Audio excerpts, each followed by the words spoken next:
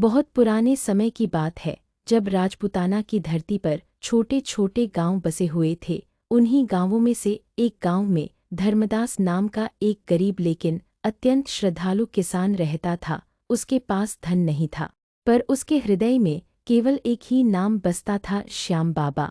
हर सुबह धर्मदास अपने खेत जाने से पहले मिट्टी के छोटे से दीपक में घी डालकर कहता, हे श्याम बाबा, आज का दिन भी आपकी मर्जी से चले। गांव में उस समय अकाल पड़ा हुआ था, बारिश नहीं हुई, खेत सूखे पड़े थे, बड़े बड़े साहूकारों के भंडार भी खाली होने लगे। गांव के लोग निराश हो चुके थे, लेकिन धर्मदास का विश्वास डगमगाया नहीं।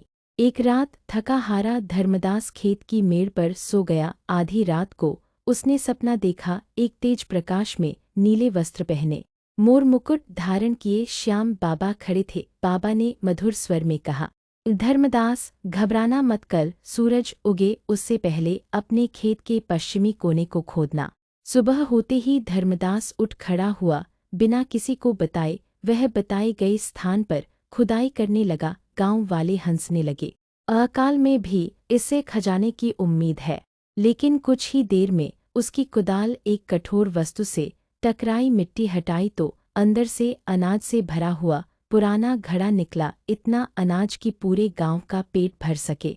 धर्मदास ने अनाज अपने लिए नहीं रखा, उसने पूरे गांव को बुलाया और कहा, यह श्याम बाबा की देन है, इस पर सबका अधिकार है। उस दिन पूरे गांव में अन्न बांटा गया, किसी के घर चूल्हा ठंडा नहीं रहा। उसी रात वर्षों बाद घनघोर वर्षा हुई, सूखी धरती हरियाली से भर गई। गांव के बुजुर्ग बोले, यह साधारण किसान नहीं, यह तो श्याम बाबा का भक्त है।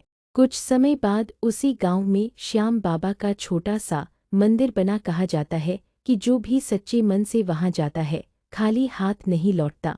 धर्मदास जीवन भर वही कहता रहा, मैंने कुछ नहीं किया, सब कुछ मेरे बाबा ने किया।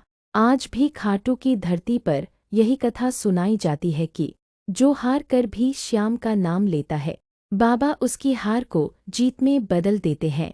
जय श्री श्याम।